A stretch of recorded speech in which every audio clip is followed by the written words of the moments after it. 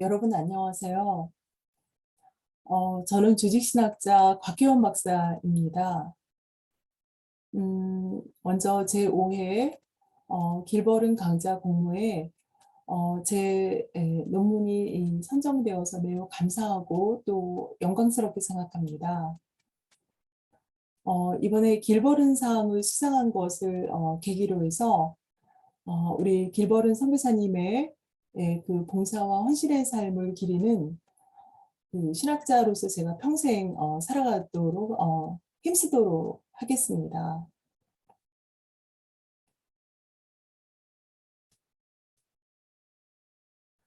어, 이번에 제가 여러분께 그 소개할 그 논문의 제목은 팬데믹 장기화 속에 그 악화하는 사회 양극화와 한국 기독교의 사회적 과제입니다. 먼저 본론에 들어가기에 앞서서 여러분께 꼭 드리고 싶은 말씀이 있는데요.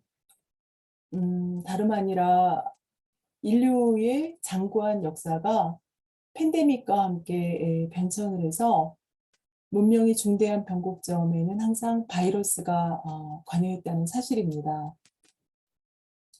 특별히 종교개혁의 거대한 영적인 기류에도 팬데믹이 중대한 영향을 끼쳤다는 사실을 우리는 역사를 통해서 잘 알 수가 있습니다.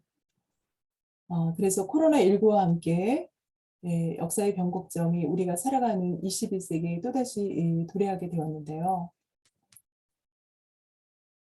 특별히 우리가 이 시점에 주목을 해야 될 것은 팬데믹을 통해서 서구 세계 중심의 그 문명 중심축이 비서구 세계로 이동을 하면서 우리 대한민국의 위대한 기회가 도래하게 되었다는 사실입니다. 제가 그동안 연구하고 기도하면서 내린 결론은 한국 교계와 신학계가 그 기독교의 정체성을 잃어가는 서구 교계와 신학계를 새롭게 회복시켜야 할 사명을 부여받았다는 사실인데요.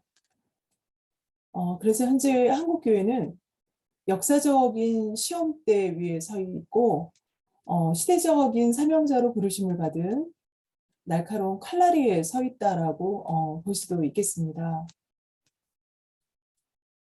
무엇보다 제가 여러분께 꼭 드리고 싶은 말씀은 우리 대한민국의 국가적인 부르심과 민족적인 사명감인데요. 우리 대한민국은 종교개혁의 열매가 결실을 맺은 나라고 우리 대한민국을 대체할 나라가 없다는 사실을 우리가 절대로 잊어서는 안 된다는 말씀입니다. 사실 마틴 루터가 종교개혁을 일으켰지만 절반의 성공밖에 거두지 못했다는 것은 역사가 입증하고 있는데요. 여러분도 잘 알고 계시듯이 이 종교개혁의 영성은 영국으로 건너갔지만 역시 위헌의 성공이었다고 역사가들은 평가하고 있습니다. 이 종교개혁의 불은 다시 미국으로 건너가서 1, 2차 대각성 운동을 통해서 위대한 사명자를 그 사명자들에게 사명을 부여를 했고 그 이분들이 아시아 국가들의 이제 대거 파송이 되었는데요. 우리가 그 공로를 오늘날 높이 기리는 어니스트 글버른 선교사님도 그중 한 분이신데요. 이 위대한 선교사님들이 아시아의 그 많은 국가들 중에서 오직 대한민국에서만 결실을 맺을 수 있었다는 사실은 참으로 놀라운 일이라 아니할 수 없겠습니다. 그러므로 우리는 장구한 세월 그 숱한 고난과 아픔을 딛고 오늘에 이른 우리 대한민국을 하나님께서 이 쇠락하게 가는 21세기 시대 문명을 선도하는 사명자로 세워주신 그 섭리를 깊이 헤아려서 한국교회가 종교개혁 영성과 성령의 역사를 이어나가야 할 줄로 믿습니다. 이번에 코로나19 사태가 막 일어났을 때 사실 맨 처음에 대두되었던 문제는 인간의 존엄성이 훼손되는 그 문제였습니다. 그래서 이렇게 그 시신이 마치 폐기물처럼 처리가 되면서 확연히 달라진 그 장래의 문화로 인해서 한자가 가장 먼저 읽게 되는 것은 존엄성이라고 많은 언론들이 성토하기도 했었습니다. 그런데요. 이렇게 이제 팬데믹이 우리가 예상했던 것보다 훨씬 장기화가 되고 또 그 끝이 보이지 않으면서 나날이 심각한 양상으로 치닫는 문제는 바로 최악의 경제 위기 속에서 나날이 악화일로로 치닫는 사회 양극화와 또 사회적 그 소외의 그 급증 문제라고 말할 수가 있겠습니다. 특별히 대단히 우려스러운 문제는 부유한 계층은 더 부유해지는 반면에 빈곤한 소외 계층은 더 나락으로 전락하는 일입니다. 그래서 그 컬럼비아 대학의 존 머튼 교수는 재난 불평등이라는 자신의 책을 통해서 부익부 빈익빈을 악화시키고 사회 약자들에게 더 혹독한 그 재난의 속성을 이렇게 고발한 바 있습니다. 부자는 재난으로부터 더 멀리 피할 수 있지만 가난한 사람은 빈곤의 덫에 갇히거나 덫 안쪽으로 더 깊숙이 미끄러져 들어간다는 것입니다. 코로나 팬데믹 때문에 빈부격차가 악화일로로 치닫는 것은 전 세계가 공통적으로 겪고 있는 현상인데요.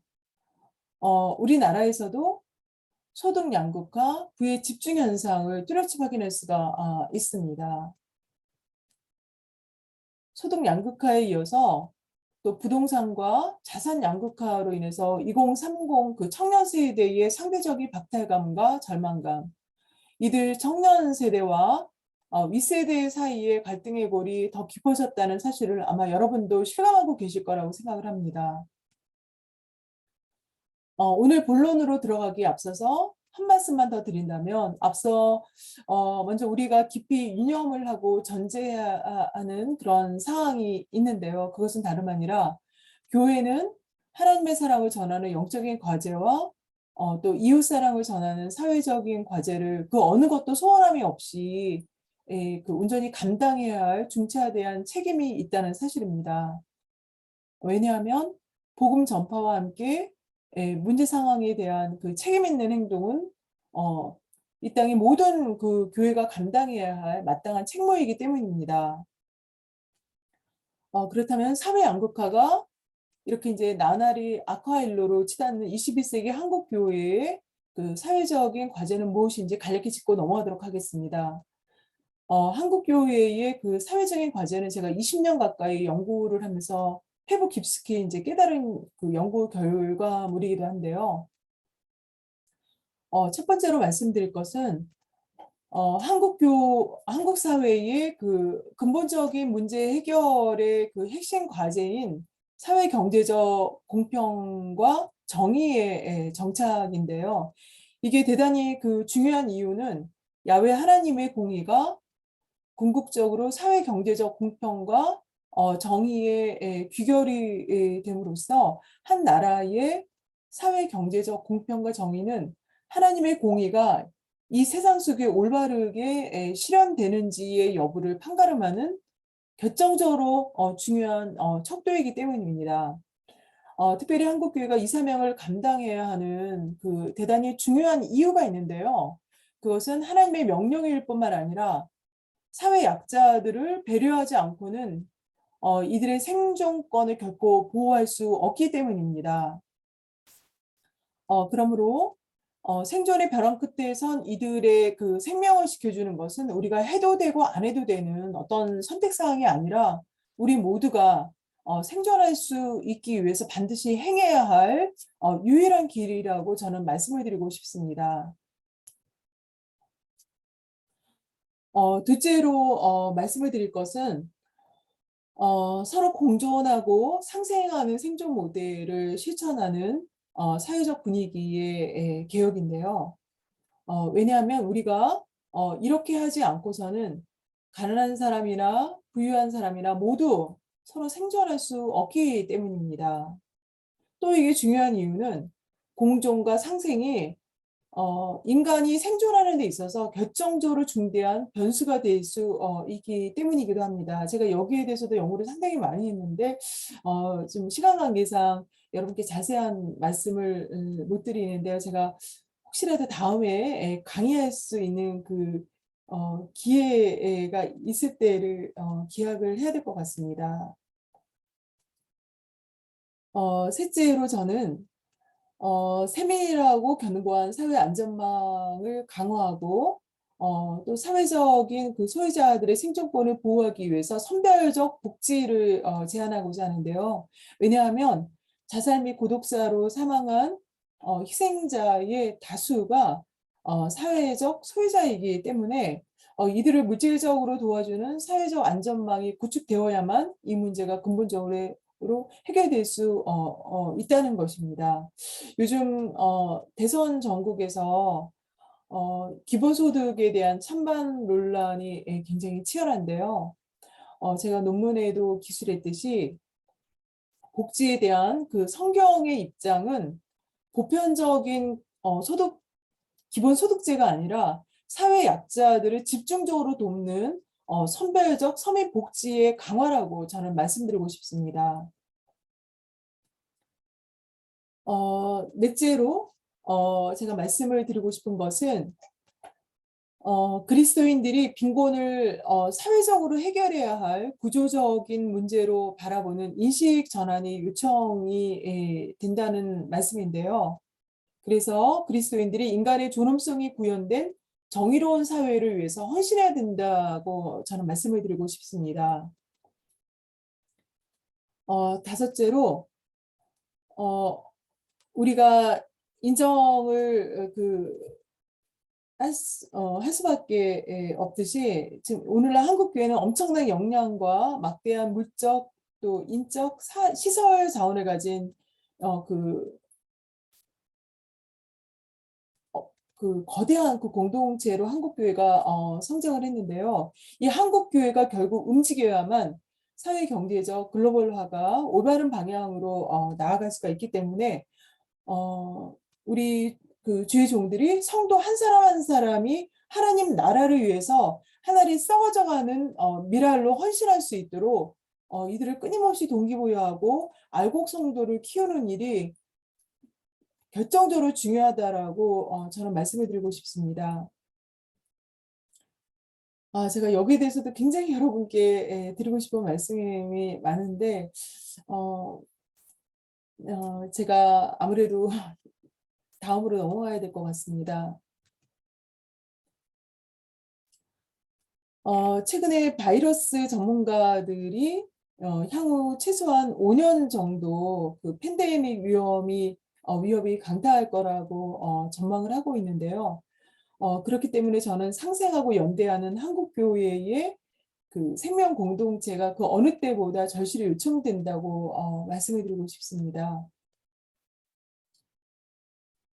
요즘 전문가들은 대한민국의 미래가 무너지고 있다고 이구동성으로 큰 걱정을 하고 있는데요. 왜냐하면 2030 청년 세대의 자살 및 고독사가 팬데믹 기간에 급증했기 때문입니다. 사실 저도 요즘 가장 많이 걱정하는 것이 이 코로나 사태가 종결이 되고 나서 그동안 감추고 견뎌왔던 모든 문제가 보물 터지듯이 터져 나오는 상황입니다. 특히 이제 지연된 자살이 폭증하는 상황을 가장 이제 우려를 하고 있는데요. 이것이 그냥 어떤 노파심이 아니라 그 역사적인 사례를 본다면 1918년 스페인 독감 때도 그랬고요. 또 2003년도 홍콩 사스 때도 그랬고 2011년 동일본 대지진 때도 자살률이 그 첫 해 당해 연도보다는 오히려 2, 3년 후에 급증했는데요. 이 사실은 우리에게 매우 큰 경종을 울리는 사안이라고 아니할 수 없겠습니다. 그러니까 많은 사람들이 재난을 극복하느라 치열하게 살았음에도 불구하고 도무지 이제 현실이 나아지지 않다 보니까 암울한 현실에 이제 많은 사람들이 이제 절망을 하면서 생명의 끈을 놓았던 것입니다. 그러므로 극도의 그 생활고 속에서 스스로 목숨을 끊는 그 사람들을 붙들어주고 또 피폐해진 영혼을 영육간에 강건케 할 뿐만 아니라 상생하고 연대하는 한국교회의 그 생명 공동체를 회복시키는 일은 그 어느 때보다 절실하다고 아니할 수 없겠습니다. 이것은 고대 시대의 그 무서운 전염병이 이제 그 창궐했을 때 초대 교인들이 생명의 위협을 무릅쓰고 환자들을 헌신적으로 돌보는 모습을 그린 그림인데요. 당시에 그 치명적인 전염병이 휩쓰고 지나간 결과 대다수 공동체들이 신뢰를 잃어버렸다고 합니다. 네. 그런데 초대교회는 달랐습니다. 왜냐하면 삶과 죽음의 주님이신 예수 그리스도를 믿는 믿음으로 이 초대교회 성도들이 살아도 주를 위해서 살고 죽어도 주를 위해서 이제 죽으면서 환자들을 헌신적으로 이제 돌보았는데요. 그래서 다른 모든 그 공동체들이 이제 사양길로 접어들었지만 초대교회 공동체만이 지극히 예외적으로 급성장하게 되었다고 합니다. 이러한 초대교회의 모습은 사상 초유의 그 팬데믹에 맞닥뜨려서 교회와 성도의 정체성을 잃어가는 21세기 기독교의 시사하는 바가 매우 크다고 저는 생각을 합니다. 팬데믹 시대를 살아가는 21세기 교회와 신학은 가난한 사람들을 위한 사도로 알려진 우리 존 웨슬리의 그 말씀과 사역을 우리 모두 귀감으로 삼아야 하는데요. 특히 이제 저는 웨슬리가 주장을 했던 사회적 성화를 어, 제 나름대로의 방식으로 이제 재조명을 하면서 이것을 21세기에 반드시 구현해야 할 그 시대 정신으로 새롭게 각성되어야 한다고 저는 2년 전부터 강의 때마다 강조하고 있습니다.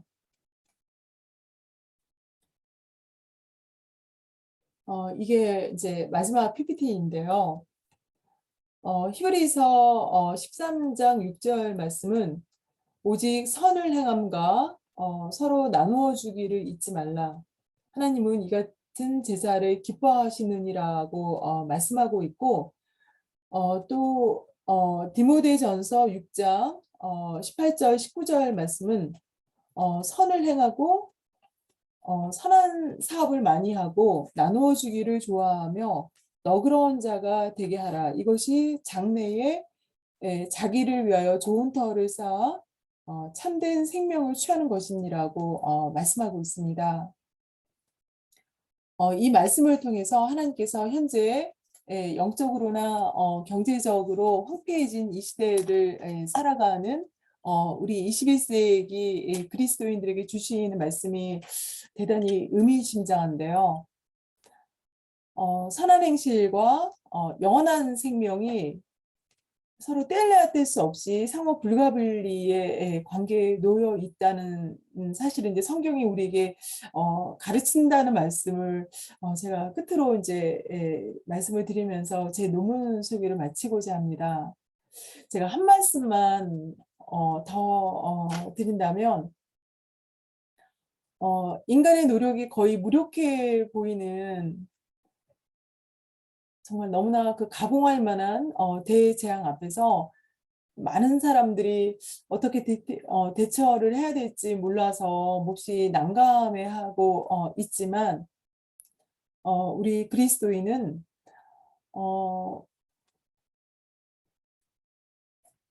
평안할 때만이 아니라 오히려 재난의 때에 더욱더 의연하게 대처해야 된다고 저는 말씀을 드리고 싶습니다. 시간이 짧게 주어져서 오늘 논문 소개가 자칫 피상적이 될 수도 있지 않았나 좀 염려가 되기도 하는데요. 좀 더 자세한 내용은 여러분께서 그 논문을 참조하시면 좋겠습니다. 지금까지 경청해 주신 여러분께 감사의 말씀을 드립니다. 아무쪼록 팬데믹 재확산이 심상치 않은 이때에 여러분과 또 모든 가족분들이 하나님의 은혜와 평강 안에서 영육간에 강건하시기를 간절히 어, 음, 기도하는 마음입니다. 여러분 건강하세요. 네, 여러분 안녕히 계세요.